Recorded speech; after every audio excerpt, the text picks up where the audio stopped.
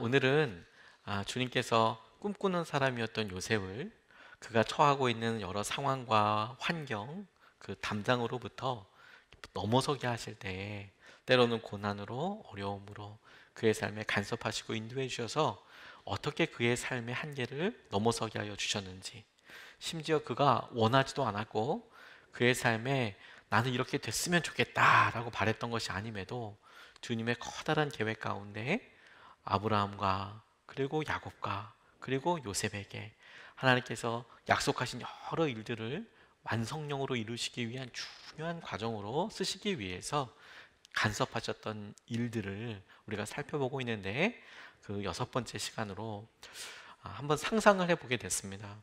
요셉은 알고 있었지만 우리에게 혹시나 모르기 때문에 고난과 어려움이 힘들게 다가오고 있는 상황은 없을까? 요셉은 알고 있었지만 우리는 지금 혼동하거나 헷갈리거나 모르고 있는 일에 대해서 오늘 본문 말씀을 통해서 이렇게 한번 좀 같이 살펴보고 싶습니다. 아, 우리가 감옥이라는 것을 놓고 여러 비유로 많이 쓰이게 되는데, 우리가 할 수 있는 여러 일들이 자유가 제한되어 있는 곳, 감옥이라고도 이야기하고, 그리고 우리가 어떤 규칙적인 일, 어려운 일, 우리가 원치 않는 일을 해야만 하는 상황을 감옥이라고도 이야기하고, 감옥이라는 형태가 갖고 있는 여러 은유적이고 표현하는 그런 의미들을 가지고 우리의 삶에 쉽게 이렇게 표현하기도 합니다. 아이들은 아직 아직 학생들은 간혹 학교가 감옥 같다고 이야기하는 친구들도 있어요. 학교가 얼마나 보호막이 됐는지보다도 본인이 하고 싶은 일들이 많은데, 학교가 감옥 같다. 직장 생활 하시는 분들은 어느 날 내가 힘들고 어려운 상황들 만났을 때 직장이 감옥 같다. 날마다 출근하고 월요일 날 특별히 이렇게 가게 될 때, 그리고 갑작스럽게 많은 일들이 주어지게 되어서 힘들 때 직장이 감옥 같다. 안타까운 일이긴 하지만 어떤 분들에게 있어서는 가정이 감옥 같다. 편안하지 않다. 뭐 힘들다. 안타깝게 이렇게 이야기하시는 분들도 계시죠. 그리고 그 중에서 어떤 분들은 이렇게 표현하시는 분들도 계세요. 내 마음이 감옥 같다. 답답하고 힘들고 뭔가 할 수 있는 일이 가능성이 아무것도 없어 보인다. 감옥이라는 이 갖고 있는 여러 무게감, 그리고 감옥이라는 의미가 갖고 있는 여러 삶에 대해서 우리가 생각해보고 질문할 수 있는 거리들이 참 많은데, 그래서 우리 삶에 의외로 감옥 같다 혹은 감옥이다 이런 표현들로 우리의 어떤 삶의 모습을 일면을 표현하는 일이 참 많아요. 여러분들은 어떠십니까? 여러분들의 삶은 혹시 코로나 시기와 아무것도 할 수 없는 이 시기, 이 즈음을 통과하면서 한 번쯤이라도 감옥 같다 이런 생각을 해보신 적은 없으십니까? 미국의 대통령이었던 루즈벨트 대통령이 좋은 가문에서 태어나서 아주 유복한 삶을 살고 결혼도 하고, 그리고 당시 사람들이 엘리트 코스로 밟고 있었던 대로 군대의 장교로서 그렇게 들어가서 심무하기도 하고, 그리고 정치인이 되어서 사람들에게 막 알려지기 시작할 즈음에 인생의 어려운 시기가 찾아왔어요. 유명한 이야기이지만 그가 소아마비라는 당시로서는 어떻게 해볼 수 없는 막무가내, 거의 뭐 이건 뭐 난치병이든 혹은 찾아오면 어떻게 대처할 수 없는 그런 소아마비에 걸려서 성인이 되고 가정을 이루고 있음에도 불구하고 큰 삶의 열병을 앓게 됩니다.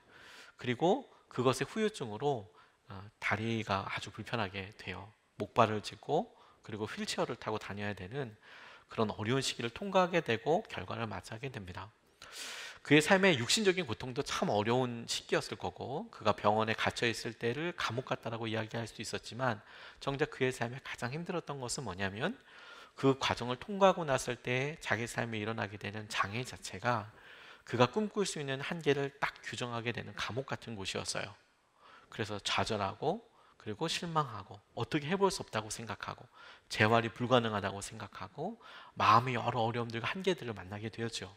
그런데 그러던 어느 날 그의 삶에 하나님께서 여러 사람들 통하여서 힘을 주시고 은혜를 주셨음에 틀림없는데, 그가 그렇게 휠체어를 타보고 목발로 가보고 희망을 잃지 않으면서 가게 돼서 어렵고 힘들 것 같다라고 생각하던 시기를 통과하면서 8년 후에는 뉴욕의 주지사가 되었고, 그리고 사람들이 몸이 마비되어서 자기 스스로도 안 돼, 내 삶은 이렇게 끝이야 라고 생각했던 시기, 자기뿐만 아니라 여러 정적들이, 정치적인 대적들이, 어떻게 몸이 불편한 사람이 정치를 할 수 있냐, 요즘 같으면 말도 안 되는 생각을 루즈벨트에게도 얘기하거나 공공연하게 그렇게 이야기하면서 몸이 건강하지 않은데 어떻게 하냐, 이런 식으로 하게 되는 여러 시간들을 정면으로 통과하면서 11년째가 되었을 때 그가 32대 대통령직에 올라서 취임 선서를 하게 돼요.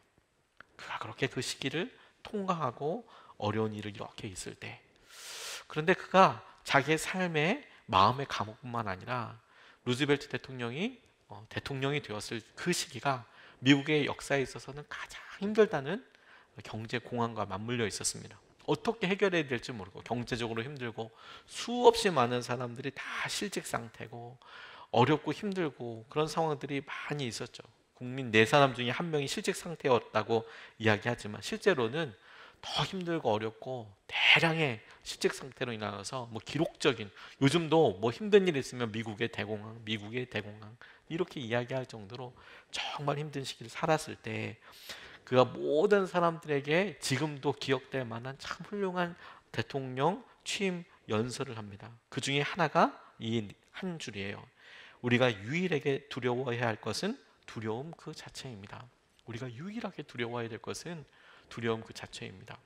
감옥에 대해서 우리가 생각할 때 감옥이라는 것이 가지고 있는 두려움, 우리의 삶에 벗어날 수가 없을 것 같다라는 두려움. 저는 오늘 요셉의 삶을, 오늘 준비한 이 본문 말씀을 그냥 딱 의미 있는 한 질문으로 요약한다면 오늘 설교 말씀이 단 하나의 질문에 대해서 우리가 응답하고 대답하는 것으로부터 시작되게 될 텐데, 우리가 우리 스스로에게 이런 질문을 같이 해보면 좋겠습니다. 우리는 내 삶이 지금 감옥 같아. 이 감옥 같은 삶을 어떻게 극복하거나 벗어나거나 이렇게 생각을 주로 하고, 이 감옥 같은 삶이 끝나지 않으면 좌절하고 어려워하는데, 오늘 이 요셉이 우리에게 본문을 통해서 하시는 말씀과 질문은 너무 단순해요. 감옥이냐 아니냐가 아니라 넌 누구의 감옥이냐라고 질문해 봐야 한다는 거예요. 네가 머물고 있는 것은 누구의 감옥이냐. 오늘 첫 번째로 우리가 같이 주목하고 싶은 것은 똑같은 감옥, 똑같은 어려움이 아니라는 거예요. 똑같은 감옥, 똑같은 어려움이 아닙니다. 19절, 20절 말씀에 보면 이렇게 나와 있어요. 주인은 자기 아내에게 당신의 종이 나에게 이 같은 행패를 부렸어요 하는 말을 듣고서 화가 치밀어 올랐다. 요셉의 주인은 요셉을 잡아서 감옥에 가두었다. 그곳은 왕의 죄수들을 가두는 곳이었다. 그곳은 왕의 죄수들을 가두는 곳이었다. 요셉이 감옥에 갇혔으나, 이렇게 말씀으로 이야기하고 있습니다.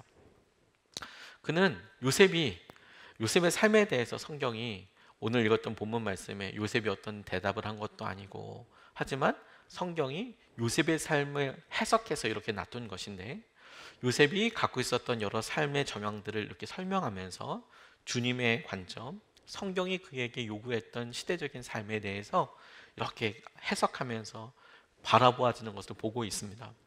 그런데 말씀을 묵상하면서 보디발이 요셉이 가지고 있던 원망과 어려움, 그리고 그가 이런 여러 사건들로 인하여서 이야기하는 표현들 가운데 놀랄만한 일들이 있는 거예요.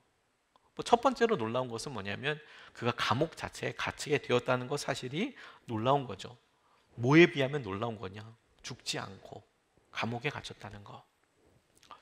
말씀드렸던 대로 당시의 주인과 여주인, 여성들의 삶이 오히려 중세보다도, 그리고 비교적 가까운 시기보다도 현대에 더 가까울 정도로 여성에게도 굉장히 많은 권리와 힘이 있었다, 그랬을 것 같다, 여러 고고학적인 상황들이 그런 모습을 보여준다라고 말씀드린 적이 있습니다.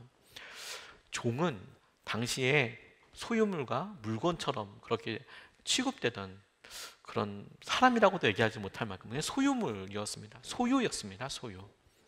그 소유였던 사람이 주인을 이렇게 해하려고 했다는 거예요. 그 표현이 조금 격하게 있었지만 정확하게 머릿속에 남기 위해서 예쁜 개를 키웠다고 생각을 하는데 그 개가 주인을 물었다고 생각을 해보세요. 굉장히 커다란 일이죠. 표현이 조금 강하기는 하지만 그런 느낌이라는 겁니다. 노비로 데리고 있었던 놈이 아니 여주인을 겁탈하려고 했어요. 그러니까 그건 뭐 재판이고 뭐고 있는 게 아니라 정확한 증인이 있지 않습니까? 증인이 당했 사람이 그랬다고 이야기하는데 당시에 CCTV가 있었던 것도 아니고 그곳에 다른 사람이 있었던 것도 아니고 그렇다고 해서 그 사람의 말이 아유 네가 모함하려고 그런 거야 혹은 뭔가 실수한 거 아니야 이렇게 되물어볼 수 있는 그런 관계도 아니었어요. 여주인이 자기가 그런 일을 당할 뻔했다라고 증거를 가지고 요셉의 옷을 가지고 그렇게 이야기하고 있으니 이건 무슨 재판장에 가든 어디에 가든 그냥 바로 죽어도 당연한 일이었을 겁니다. 그 집에서도 그랬을 거예요. 그 노비를 죽였다고 해서 종을 죽였다고 해서 커다란 문제가 될 일이 아니에요. 그런데 하나님께서 요셉의 삶에 이렇게 인도하고 계신 여러 삶의 정황들을 보면 그가 죽지 않고 감옥에 갇혔다라는 거예요. 우리가 가만 보면 우리의 삶을 봤을 때 하나님 우리의 경제적인 상황과 어려움이 날마다 어려워지고 힘들어질 수 있죠. 감옥과도 같은 상황에 처할 수 있고요. 우리가 어떤 사람들과 관계나 또 오래된 재판과도 같은 과정을 겪게 되면 우리의 마음은 거의 감옥 수준으로 확 떨어집니다.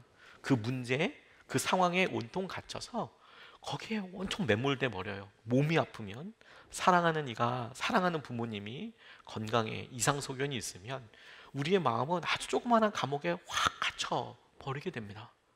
아이가 문제라도 혹은 아이가 간절한 바람과 어떤 이야기에 대해서 듣지 않을 때 그리고 부모가 생각하기엔 정말 중요한 시기인데 그 시기를 너무 허망하게 보내는 듯한 느낌이 들 때 부모들은 감옥에 확 갇혀버리는 듯한 느낌이 들 만큼 어렵고 힘들어요.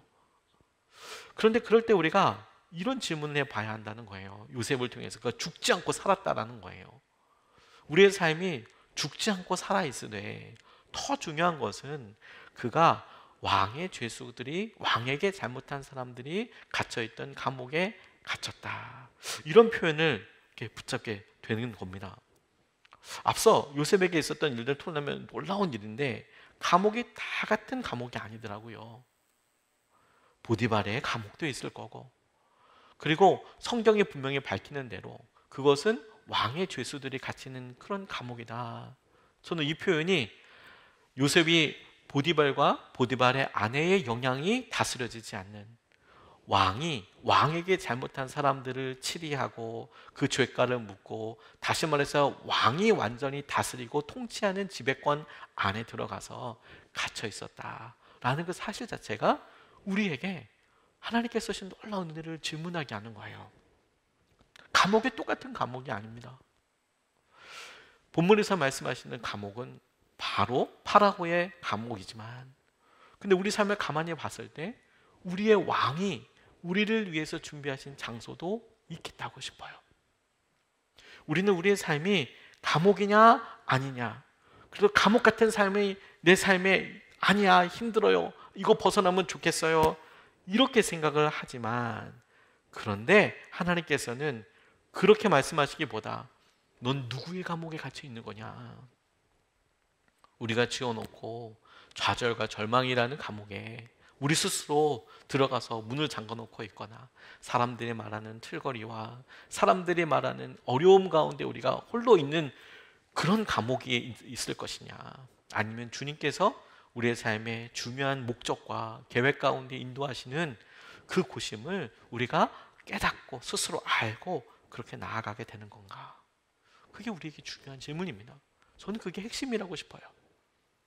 우리에게 어려운 것이 어려운 것으로 끝나지 않을 것이고 분명한 목적과 열매가 있을 것이고 뿐만 아니라 우리의 삶의 전체 목적도 어려움만을 위한 것이 아니라면 하나님의 분명한 목적과 계획이 있다면 이 시기가 지나가게 될 텐데 그러면 지금의 이 시기가 고난과 아픔이라는 명목으로는 그런 주제로 보면 빨리 끝났으면 좋겠다라고 누구나 다 이야기할 수밖에 없는 시기임에도 하나님의 목적이 있다면 그 시기를 지나가고 넘어설 수 있게 될 수도 있겠다고 생각하게 됐어요. 코리 텐붐 여사가 주는 나의 피난처라는 책에서 본인이 나치의 강제 수용소에 있었던 여러 일을 이렇게 묘사해 놨습니다. 여자로서, 여성으로서 가장 힘든 일이 뭐냐면 매주 금요일마다 있었던 신체 검사였대요. 너무 수치스럽고 너무 고통스럽다는 거예요. 이 코리텐붐 여사와 동생이었던 베시 텐붐이 여성으로서 둘이 이렇게 젊은 여성이었으면, 당시만 해도 20, 30대 정도의 젊은 여성이었는데, 미혼의 여성이었죠. 그런데 검사를 기다리면서 이렇게 하는데 이 독일 나치 군들이 아주 흉엄한 일을 하게 해서요. 이분이 표현한 대로 매주 금요일마다 신체 검사라는 수치스러운 일을 당했는데, 그 방법이 뭐냐면 남자 군인들이 쭉 웃으면서 시실거리면서 서 있는데, 거기에 있는 죄수들, 유대인들이죠. 유대인들이, 혹은 유대인과 관련된 사람들이 옷을 다 벗고 속옷까지 다 벗고, 그리고 가리고 이럴 수 있는 게 아니라 허리에 손을 얹고 그 사이를 걸어가는 거였어요. 그게 신체 검사였대요. 근데 감옥에 처음 들어갔을 때 몸에 뭐가 있고 그래서 어떤 혹은 흉기나 혹은 반입할 수 없는 그런 걸 하기 위해서, 저도 지난번 윤치홍 목사님 모셨을 때 말씀도 하셨지만, 그때 이렇게 들어갈 때 수감될 때 검사를 한다, 그런 건 들어는 보긴 했지만 매주마다 그 여성들을 그렇게 남자들 사이로 그렇게 가면 남자들이 막 웃고 좋아하고 실실거리고 음흉한 눈빛으로 그 복도를 통과할 때, 그게 매주마다 너무너무너무 힘들었다는 거예요. 그런데 한 번은 그 금요일날 그녀가 이렇게 서서 동생이랑 이야기하는데, 이 거길 쭉 가는 그 통과하는 시간도 너무 수치스럽고 너무 힘든 거죠.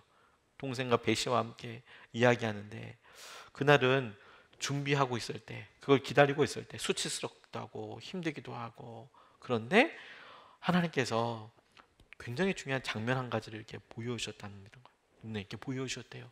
그게 뭐냐면, 여러분들 우리 다 아는 내용이에요. 예수님께서 십자가에서 채찍질 당하시고 그 다음 십자가에서 못 박혀 죽으신 그 모습, 어린아이들도 우리가 다 그렇게 부활절이나 고난주간데 한 번쯤 그려봤을 법한 그 그림, 그냥 우리가 성화를 봐도 그런 그림들이 너무 많지 않습니까? 십자가 이렇게 다 이렇게 져서 있는 그런 모습, 그 모습이 눈앞에 쫙 이렇게 펼쳐지는 것 같더래요. 이제 신체 검사를 들어가려고 이렇게 하기 전에, 그 아침에 이렇게 있는데 성경 한 페이지가 그렇게 쭉 읽으면서 십자가 위에 이렇게 매달려 계신 그런 주님의 모습이 이렇게 떠오르더래요. 그런데 그날은 이 코리텐범 여사가 참 놀라운 사실 한 가지를 새삼 깨닫게 됐답니다. 그게 뭐냐? 자기는 그전에 상상도 못했대요. 자기는 그전에는 몰랐대요. 그게 뭐냐면, 자기가 본 십자가 그림에는 항상 예수님이 천 조각으로 이렇게 교묘하게 다 가리고 있는 거죠. 십자가에 이렇게 매달렸을 때 천 조각이 이렇게 있어서 몸에 상처나 몸에 수치가 될 만한 것들을 이렇게 싹 가리고 보이지 않고 이렇게 매달려 있는 그 모습만 성화로 봤는데, 근데 그날 본인이 이렇게 생각했을 때 그 모습이 그렇지는 않았을 것이라는 생각이 퍼뜩 깨달아지더래요. 화가들이 주님을 향한 존경과 존중으로 그렇게 그려 넣었을지, 그날 아침에 예수님께서 십자가를 지셨을 때 그 시간에 존중이라는 건 없었을 거라는 거예요. 존중이란 있을 수도 없고, 그리고 어떤 배려란 있을 수 없고, 당장 죽을 사람인데 어떤 배려가 있고, 그리고 성경은 오히려 더 그 옷을 자기들끼리 제비를 뽑아서 어떻게 막 희롱하고 그랬는지 다 나와 있죠. 그 모습이었을 거라는 것이 깨달아지더라는 거예요. 그리고 그 동생한테 이야기했답니다. 못 먹고 힘들고, 그리고 온몸이 파래져서 어깨뼈가 튀어나와 있는 동생한테, 배씨, 그들이 그분의 옷마저 다 가져가 버렸던 거야. 그리고 설명을 해주는 거죠. 배씨, 그들이 그분의 옷마저 다 가져가 버렸던 거야.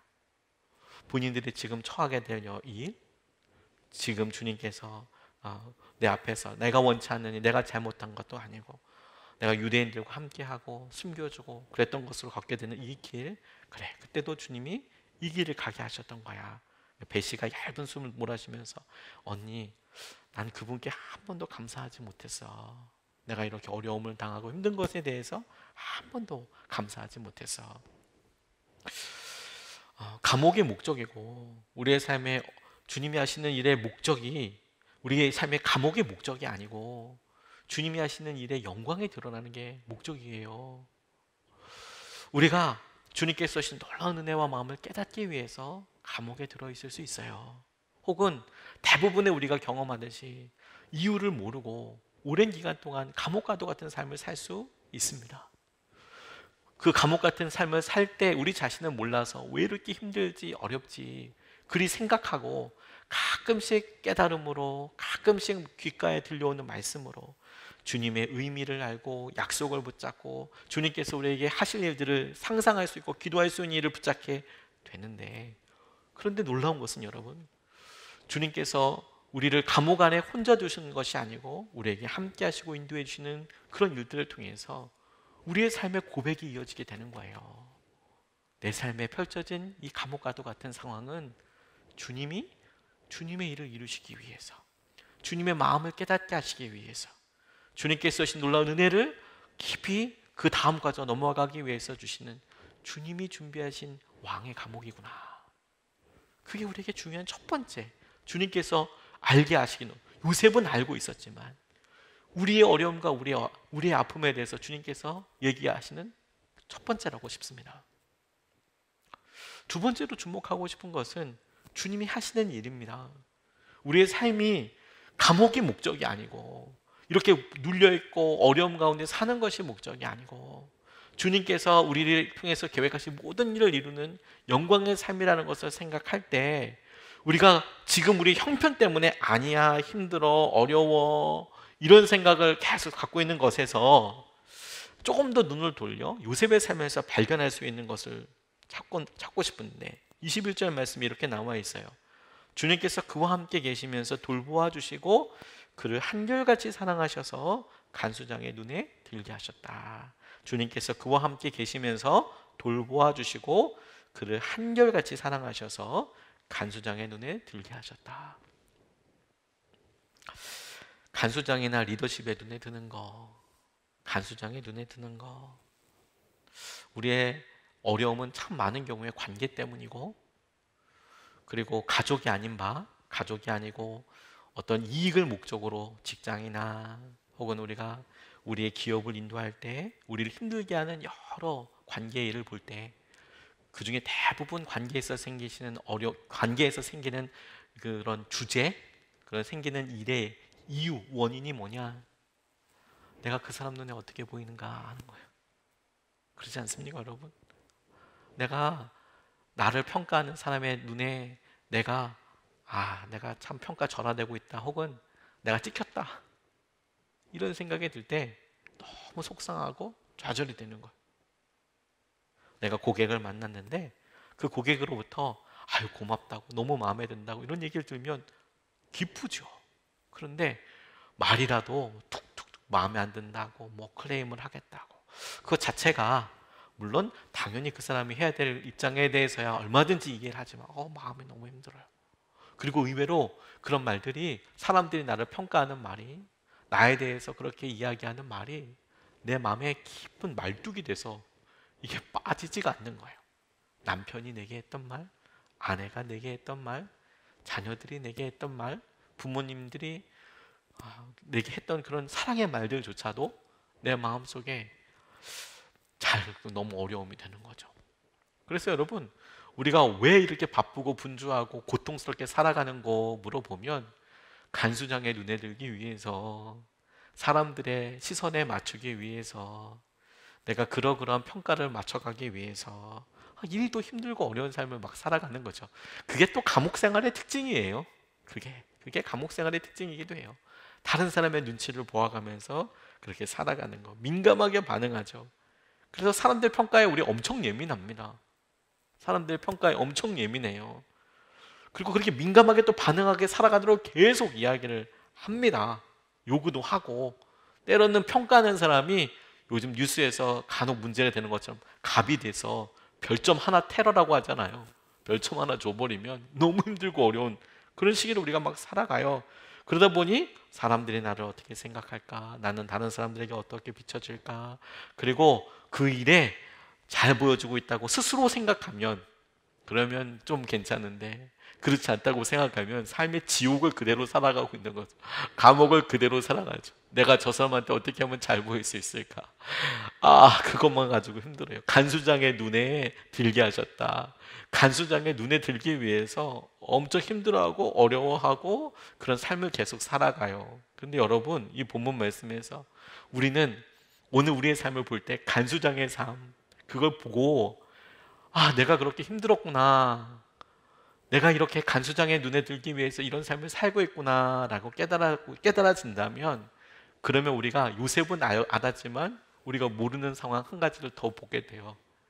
그게 뭐냐면 간수장의 눈에 잘 보이고 안 보이고, 그래서 간수장의 눈에 잘 보이기 위해서, 나를 평가하는 사람을 잘 보이기 위해서 하는 일들이 머리에 꽃 꽂고 무슨 일을 하든지 그게 중심이 아니고, 주님께서 그와 함께, 요셉과 함께, 우리와 함께 계시기 때문에, 주님께서 우리를 돌보아 주시기 때문에, 그리고 주님께서 우리를 한결같이 사랑하여 주시기 때문이라는 사실을 우리가 잊고 있기 때문이에요.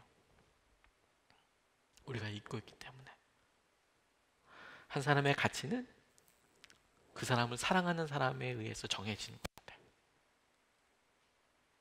우리 아이가 아무리 연약해 보이고 못생겨 보여도, 다른 사람한테 어떻게 보여도 내 새끼는 나한테 최고 아름다운, 무엇과도 바꿀 수 없는, 내겐 정말 소중한 삶의 모든 것이라고 할 만큼 정말 중요한 아이죠. 사랑하는 것으로 인하여서 그 사랑받는 사람들의 가치가 올라가요. 근데 사랑받는 사람이 어느 날 나를 사랑해주는 것에 대한 가치를 스스로 포기하고, 난 다른 사람이랑 똑같아 라고 생각하는 순간 사춘기가 시작이 되는 거예요. 아이들이 얼마나 사랑받는 사람인가.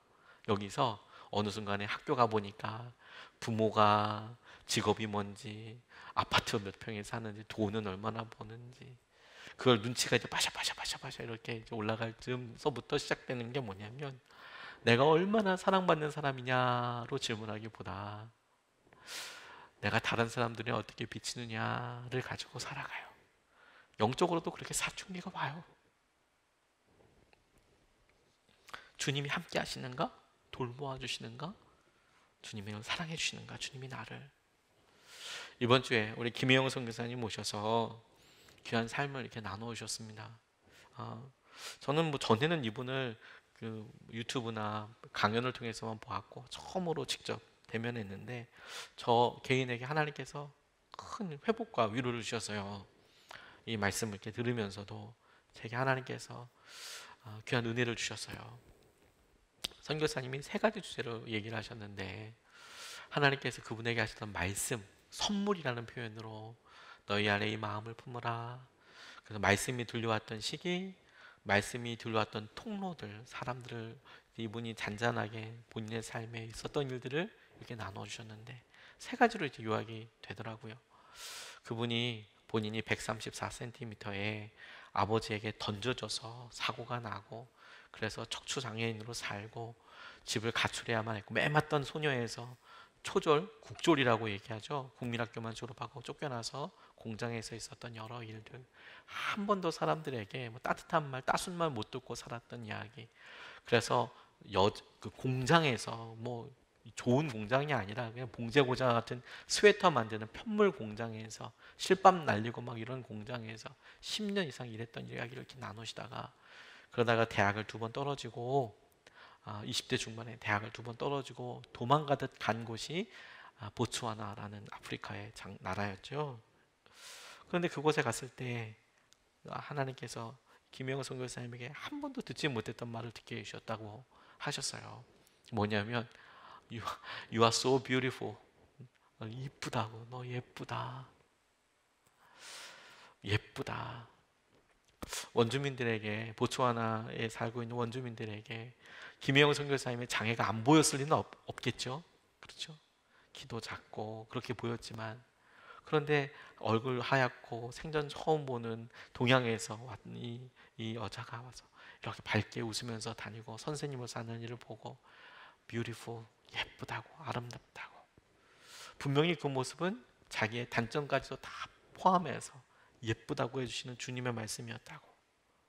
두 번째로 사람들이 다 4년 지나고 나니까 그곳에 선교 캠프와 역할을 했던 학교가 다 터지고 혼자만 이렇게 남게 됐을 때 왜 혼자만 남게 되었을까 가만 생각해 보니 후원단체가 있고 도망갈 데가 있는 사람들은 금방 갈 수 있잖아요. 그런데 그렇게 뭐 오픈 티켓으로 끊거나 혹은 편도로 끊거나 그런 사람들은 대책이 없으면 그 다음 대책이 없으면 못 가겠죠. 당연히 아마 이분도 그랬을 것 같아요. 그래서 혼자서 3개월 동안이나 그 넓은 광활한 학교에서 혼자 이렇게 있는데 자기에게 예전에 배웠던 학생들이 다시 와서 자기들 알려달라고 이렇게 이야기하는데, 그런데 바로 그 전날 어떤 말씀의 은혜도 받았지만 그 친구들 통해서 두 번째 주님이 이런 말씀을 하시더래요. 너만 있으면 돼. 너만 있으면 돼. 선생님들 다 떠나가고 잘 배우고 똑똑하고 훌륭한 사람들, 훌륭한 선교사님들, 뭐 그분들도 분명히 꼭 그런 사명이 어떤 일이 있으셨겠지만 그럼에도 불구하고 그 상황을 봤을 때 다 떠나버리고 여성 혼자 남은 그곳에 학생들이 찾아와서 국조리고 초조리고 검정고시로 중학교 고등학교 1년 만에 그 검정고시로 통과한 자기에게, 정식 졸업장은 초등학교 졸업장밖에 없는 자기에게 선생님이 돼달라고 이렇게 이야기할 때 나는 그렇게 대단한 사람 아니야. 너만 있으면 돼. 저 그 얘기 듣다가 마음이 너무 감사했어요. 어느 순간에 여러분 어느 순간에 우리가 코로나와 같이 어려운 시기를 보내면 여러분 스스로의 삶을 무엇에서부터 여러분들의 삶의 존재와 여러분 삶의 정체성을 이렇게 불러내십니까? 너희는 나를 누구라 하느냐라고 묻는 것처럼 여러분들은 여러분 스스로를 어떤 거울에 비춰보십니까? 우리는 속상하게 참 세상의 거울과 다른 사람들의 시선을 참 많이 써요. 우리의 벌이가 연봉이 많지 않아서 그래서 나가야 될 곳 여러 상황들이 이렇게 있는데 코로나 때문에 더 많이 힘들어졌고 더 많은 변수가 있고 더 아껴 써야 될 것 같고 들려오는 정보는 더 흉흉하고 이 계속 우리에게 있으니 어느 순간에 우리가 우리 자신을 평가할 때 내게 돈이 더 있으면, 내가 몸이 아프고 힘들어지니까 내게 건강이 있으면, 내게 유력한 사람이 있으면, 내가 어느 곳에 그런 장소가 내게 있다면, 혹은 내가 심지어 젊었을 때나 그 기회 때 무엇을 배웠더라면, 어디에 들어갔었더라면, 이런 기준으로 자기를 온통 바라보는데, 근데 주님께서 김영 선교사님에게 이렇게 이야기하실 때 저 스스로도 코로나 시기를 지나가고 여러 상황들을 볼 때 뭐가 그렇게 힘들고 뭐가 그렇게 중심이냐, 주님이 딱 한마디로 그런데 기룡아 너만 있으면 돼. 이 말에 하나님 감사합니다. 김영 선교사님을 통해서 저한테 하시는 말씀처럼 듣겠어요. 주님이 저한테 너만 있으면 돼. 다른 사람들 뭐 어떻건 간에 뭐 다른 목사님들이 뭐 어떻든 간에 넘어지던 부흥을 하든 뭘 하든 너만 있으면 돼. 그곳에 너만 있으면 된다. 주님이 저한테 그리고 우리한테 하시는 말씀이라고 싶었어요. 너만 있으면 돼 라고 이야기하실 때 주님께서 우리를 돌봐주시고 주님께서 우리와 함께하고 계시고 주님께서 우리 가운데 놀라운 은혜로 우리를 보호하고 계시는 거죠. 그래서 이분이 세 번째로 나랑 같이 살자. 나랑 같이 살자.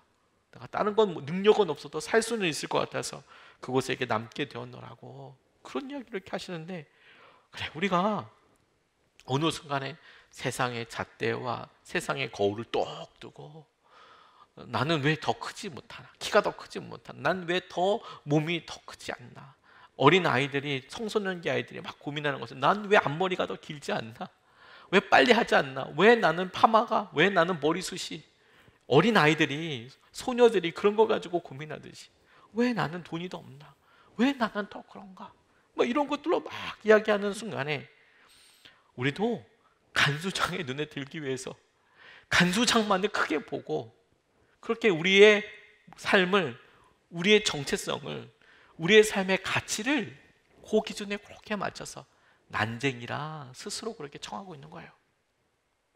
근데 주님은 그걸 보여주고 싶으신 게 아니에요. 주님께서 요셉과 함께 하시면서, 주님께서 요셉을 돌보시면서, 주님께서 그를 한결같이 사랑하셔서, 한결같이 사랑하셔서, 주님께서 감옥이나 어느 곳에서나 한결같이 사랑하셔서, 사랑하셔서 그래서 일어나게 되는 자유함, 은혜의 결과가 간수장의 눈에 들게 되는 거예요. 우리에게 먼저 요셉이 알았던 그것이 깨달아지는 은혜가 있었으면 좋겠어요. 주님께서 여러분들을 사랑하십니다. 그래서 주님께서 여러분들에게 이번 주에도 말씀하시는 거예요. 우리가 분주하고 힘들었고 엎어졌고 낙담했던 간에 너만 있으면 돼. 주님이 우리 사랑하시니까 그 사랑이 우리를 존귀하게 하고, 그 사랑이 우리를 흔들리지 않게 하고, 그 사랑이 우리의 삶의 분명한 방향을 계속 보여주시는 거예요. 요셉이 알았지만 우리가 흔하게 잊어버리는 일이에요. 그런 의미에서 여러분, 우리의 삶에 주님께서 요셉을 통해 또 다른 것을 알게 하기를 원하십니다.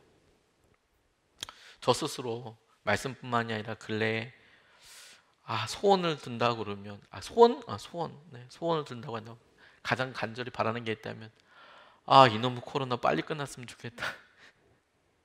이게 저만의 생각은 아닐 거라고 싶어요. 제 그냥 바람이 제발 좀 빨리 끝났으면 좋겠다. 제발 좀. 그런 생각이 들어요. 뭐 식당을 갔을 때, 어디 갔을 때 불편함은 차지하고라도 너무 힘들고 너무 어렵고 그런 생각이 들 때가 있거든요. 진짜 딱 요 상황이, 코로나라는 상황이 딱 감옥인 것 같아요. 마스크 빡 쓰고 사람들한테 나가서 가지도 못하고 방에 스스로 다 갇히라는 거잖아요. 그렇죠? 코로나라는 그런 전염병이 이 세상 모든 사람들에게 방에다가 가둬버렸어. 그러니까 집이 다 감옥이 되어버렸어. 자기 집만 마스크 벗고는 감옥이 되어버렸을 뿐만 아니라, 참 처참한 것은 군대 입대시켜놓고 제대 날짜 안 가르쳐주는 것처럼 이게 언제 끝낼지 몰라. 진짜 힘들고 어렵잖아요. 다 그 모습인 거예요. 요셉의 모습이 다 그 모습인 거예요. 그리고 이제 우리 모습을 살짝 비춰보는 거죠. 그래, 작년보다 우리가 조금 더 나빠졌어. 작년에는 뭐라도 기대할 수 있는데 올해는 뭐라도 기대가 없어. 뭐 근래에는 우리 경기도 사니까, 대부분의 우리 성도님들 경기도에 많이 사시니까 경기도는 지원금 나오네 이런 것 가지고 별로 그게 큰 기쁨이긴 하지만 그게 뭐 어떤 지속적으로 우리에게 뭐 이렇게 될 것도 아니고 뭐 선한 게 별로 없어 보여요. 그렇죠? 그런데 오늘 본문 말씀이 우리에게 요셉을 통하여서, 요셉은 알고 있었지만 우리가 이 상황 때문에, 감옥이라는 상황 때문에 억눌려서 잘 모르는 거, 혹은 알더라도 그게 진짜 중요한 거야, 그게 진짜 주님이 하시는 거야 라고 잘 모르는 거, 실감하지 못하는 내용 한 가지를 딱 적어놓고 적시해 놓고 우리에게 알려주기 원하는 게 뭐냐면, 감옥에서도 잘 되는 일이 있다라는 거예요. 감옥에서도, 심지어 감옥에서도 잘 되는 일은 있다라는 거예요. 22절서부터 23절 말씀에, 간수장은 감옥 안에 있는 죄수를 모두 요셉에게 맡기고 감옥 안에서 일어나는 온갖 일이 요셉이 혼자 처리하게 하였다. 간수장은 요셉에게 모든 일을 맡기고 아무것도 간섭하지 않았다. 그렇게 된 것은 주님께서 요셉과 함께 계시기 때문이며, 주님께서 요셉을 돌보셔서 그가 하는 일은 무엇이나 잘 되게, 그가 하는 일은 무엇이나 다 잘 되게 해주셨기 때문이다. 주님께서 잘 되게 해주셨기 때문이다. 상황을 보면 죄인이 됐어요. 죄수. 더 나빠진 거죠. 더 나빠졌어요. 종이 나쁘냐, 죄수가 더 나쁘냐라고 물으신다면 여러분 뭐 어떻게 대답하시겠습니까? 우리가 뭐 그 상황을 모르고 뭐 죄수도 죄수 나름이다라고 이야기하시는 분이 혹 있을까 모르겠지만, 그냥 평균적으로 생각해 봤을 때, 그냥 상식적으로 생각해 봤을 때, 빛이라도 제대로 보고 식사라도 잠이라도 제대로 잘 수 있는 삶이 조금 더 낫지 않을까? 그렇지 않겠습니까?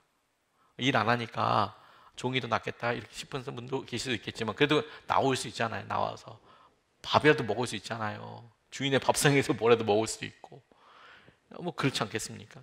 축축한 곳, 어두운 곳, 거기에 갇혀서 요셉이 거기에 있는 죄인들을 이렇게 관리하면 요셉은 뭐 화려한 집에서 살았겠습니까? 똑같이 죄수인 거지. 그 죄수 그 감방 안에서 그렇게 살아가는 거지 뭘 뭐 엄청난 일을 했겠습니까? 요셉에게 일이 맡겨진 일은 가만히 그 일로 봤을 땐 더 힘든 일일 수밖에 없겠다고 싶어요.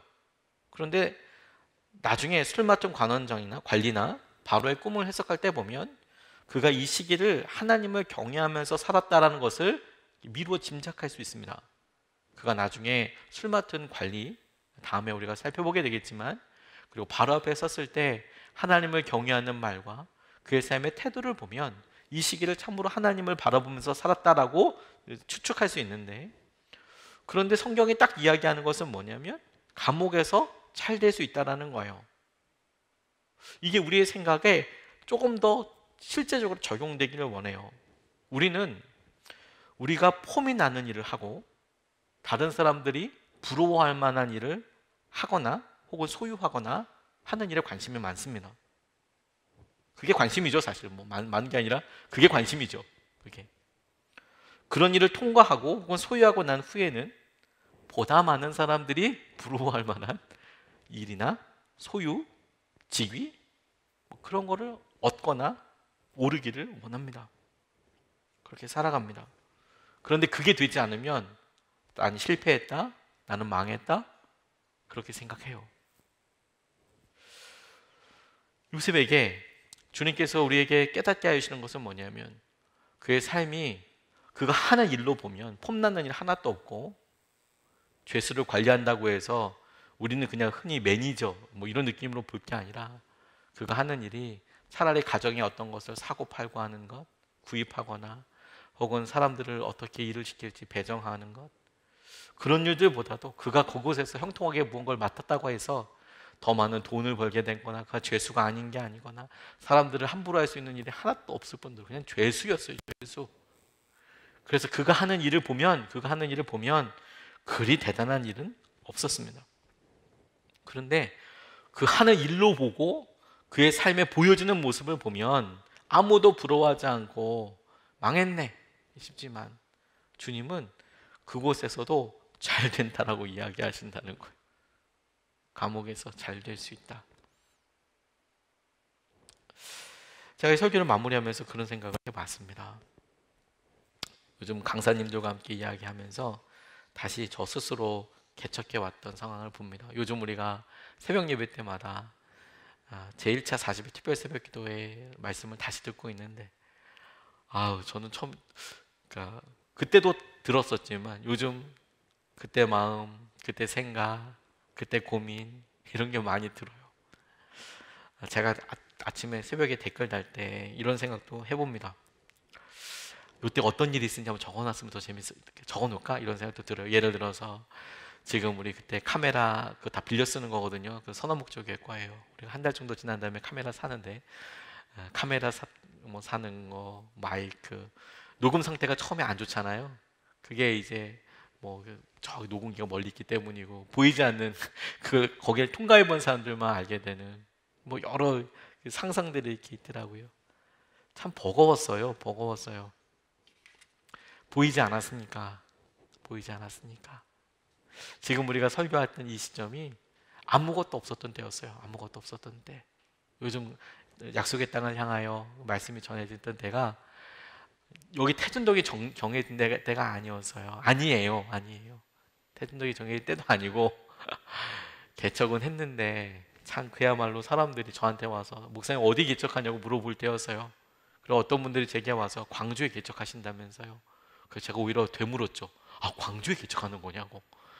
광주에 개척하면 되는 거냐고. 그렇게 물어봤을 때였어요. 왜냐면 저도 모르는 이야기가 수만 가지 소문이 저에게 오히려 거꾸로 돌아와서 이게 주님의 뜻인가? 라고 생각할 만큼 그런 고민들을 하고 있었어요. 근데 특세를 그렇게 다시 들으면서 그리고 여러 선교사님들이 오시면서 제게 그 일을 꺼낼 수밖에 없잖아요. 서로 이야기를 나누면서 어떠시냐고 그렇게 이야기할 때 무심코 우리가 개척했던 5년의 시간, 아주 짧은 시간이죠. 5년은 짧은 시간이죠. 5년은 아주 짧은 시간이죠. 그런데 아무것도 결정할 수 없고 기다려왔던데 덜컥 계약은 해놨는데 잔금은 어떻게 하지? 잔금은 어떻게 하면 되는 거지?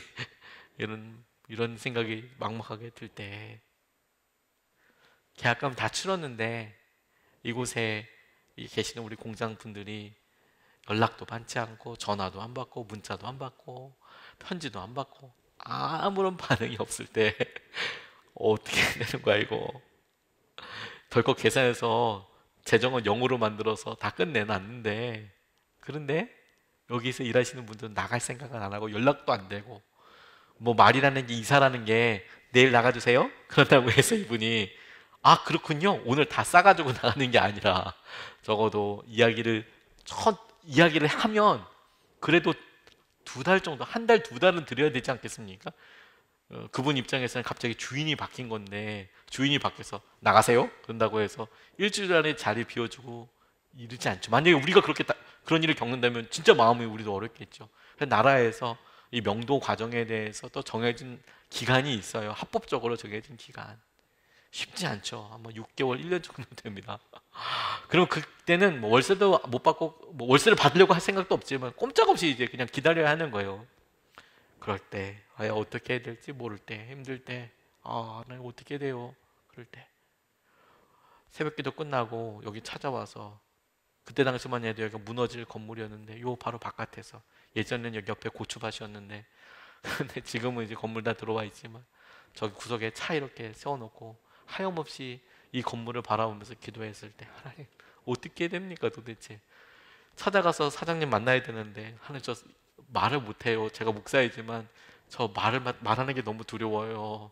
한없이 그렇게 기도하고 있었을 때 다 그런 일들이 이렇게 생각나더라고요. 제 삶에게 봤을 때 그 기간을 그 시기로만 이렇게 보면 어떤 사람은 감옥이라고 부를 수 있을 만큼 스스로 결정할 수 있는 것도 없고 아무것도 없고 그랬는데 제가 문득 우리 강사님들 오실 때나 혹은 이제 5년밖에 안 지났음에도 불구하고 이렇게 예배 시간에 설교 시간에 그때 있었던 일들을 감히 감사하다고 주님이 하셨다라고 이야기하게 되더라고요. 그래서 이렇게 생각해 보는 겁니다. 코로나 시기가 누구도 내일 끝난다, 한 달 후에 끝난다, 1년 뒤에 끝난다 누구도 뭘 못하죠. 우리가 똑같이 이 시기를 통과하고 나서 그리고 우리가 생각이 좀 정리가 되고 그리고 우리가 하나님이 어떤 일 하셨나를 생각해 보게 됐을 때 뭐가 남을까? 뭘 감사하게 될까? 지금 적어도 내 삶이 이렇게 힘들어요, 어려워요가 관점이 아니고 주님이 우리에게 뭘 하게 하셨나? 주님이 잘 되게 하신 게 있을 거라는 거예요. 그 어려운 상황에서도 하나님 과거보다 못해요. 지난번엔 나은데 지금은 어려워요. 비교해서 그게 아니라 어려운 시기 가운데서도 요셉의 삶에서 당연히 과거로 비교하면 더 나빠졌죠. 더 어려워졌죠. 그런데 그 일 가운데서도 하나님께서 요셉과 함께 하셔서 잘 되게 하시는 일이 있더라. 그 눈으로 우리의 삶을 보면 하나님 작년보다 어려워졌지만 건강도 힘들어지고 재정적으로 힘들어지고 아이들도 녹록지 않고 여러 일들이 있을 수 있지만 직장생활도 그렇지만 그래서 그 상황을 보니 감사할 게 없다고 힘들다고 이야기할 수 있지만 그런데 어라? 주님이 이와 같이 우리를 잘 되게 하시네요. 이런 어려운 상황에서도 주님께서 길을 여시고 만나게 하시고 꿈꾸게 하시고 기도하게 하시고 다른 무엇보다도 주님이 나를 사랑하시고 주님이 나를 돌보고 계시고 주님이 나와 함께 계시고 주님께서 그것으로 이 시기를 넘어서게 하실 뿐만 아니라 우리의 자랑이 되게 하실 거예요. 우리의 목적지, 우리 삶에 대한 목표가 감옥의 끝이 아니에요. 주님께서 우리에게 요구하시고 원하시는 삶은 더 놀라운 것입니다. 더 놀라운 삶이에요. 왜 이런 일이 있을까요? 십자가 잊어버려서 그렇죠. 십자가 잊어버려서 그렇습니다. 요셉은 분명히 알았지만 우리는 깜빡깜빡해요. 함께 하시는 주님. 예수님께서 십자가에서 이와 같은 사실을 우리에게 분명히 적시하셨으면서 적어놓고 혹은 당신의 피로서 쓰셨음에도 불구하고 우리가 자꾸 이제 깜빡깜빡하죠. 마치 꺼진 형광등처럼 깜빡깜빡하는 거예요. 똑같은 감옥 아닙니다, 여러분. 똑같은 감옥 아니에요. 주님이 돌봐주시고 사랑하시는, 다른 사람들이 시선에 그렇게 매일 필요 없어요. 우리를 사랑하시는 분으로 인해서 우리는 당당해요. 뿐만 아니라 심지어 우리 삶이 여전히 감옥이어도 주님이 함께 하심으로 감옥에서도 잘 될 수 있어요. 다만 잊지 마십시오. 우리 삶의 끝은 감옥이 다가 아닙니다. 우리의 삶의 주님께서 일하시고 붙잡아 주시는 것을 우리가 알 수 있어요. 우리 같이 찬양하고 믿음으로 같이 고백하고 오늘 말씀 붙잡고 같이 기도하고 싶습니다. 십자가의 그 사랑을 통해서 우리가 얼마나 많이 사랑받는지 주님이 이미 보여주셨어요. 알려주셨어요. 다시 일으켜 세우시고 주님 우리를 보호하시고 붙드실 거예요. 붙드실 거예요. 붙드실 거예요. 왜? 우리는 보배롭고 존귀한 주님의 자녀니까. 주님께서 우리를 붙잡아 주실 거니까. 우리 같이 마음을 다해서 고백하고 오늘 말씀 붙잡고 기도하겠습니다.